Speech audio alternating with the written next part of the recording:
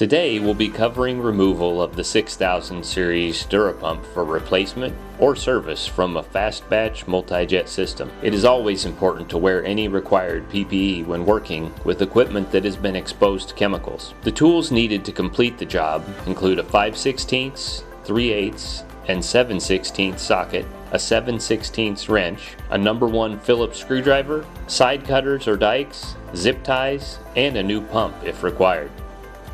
Start by draining and rinsing the system with clean water. If not already off, turn off the system. Disconnect the battery leads. We'll be working on pump number 3 today. Remove zip ties from the pump wiring and unplug the connector. Working from the back of the injection tower, remove the hose clamp and hose from the pump inlet.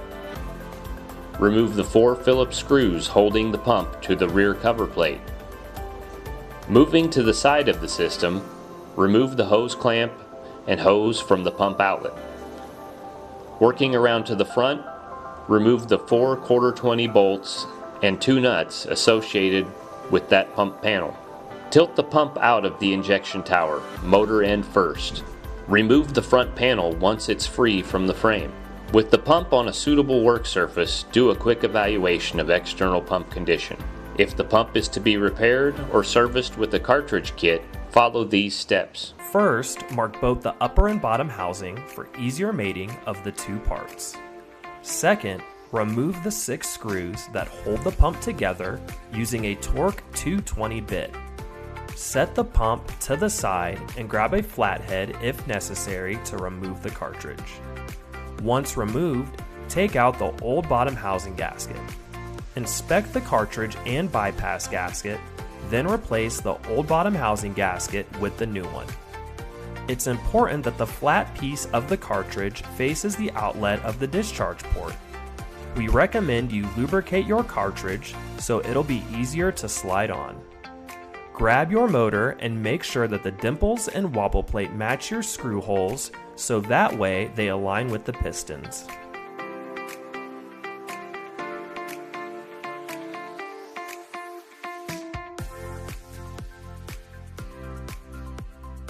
Start all your screws before tightening and then tighten into a star pattern formation.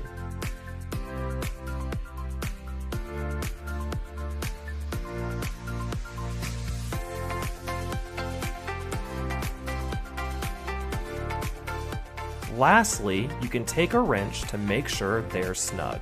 If the pump is to be replaced, determine if inlet and outlet fittings will be reused or if new fittings will be installed into the replacement pump. Use pipe thread sealant when installing the fittings. Tighten until snug, being sure to match the orientation of the original 90-degree outlet hose barb. Begin reinstallation of the pump by tipping the outlet end into the back cover plate. While moving the motor end into position, reinsert the 2 motor end studs into the front cover plate. The front cover plate will need to flex, allowing it to pass behind both sides of the frame. Reinstall the 2 nuts onto the motor end studs, but do not tighten. While aligning the pump and cover plate to the frame, reinstall the 4 1/4 bolts and nuts. Snug all the mounting hardware.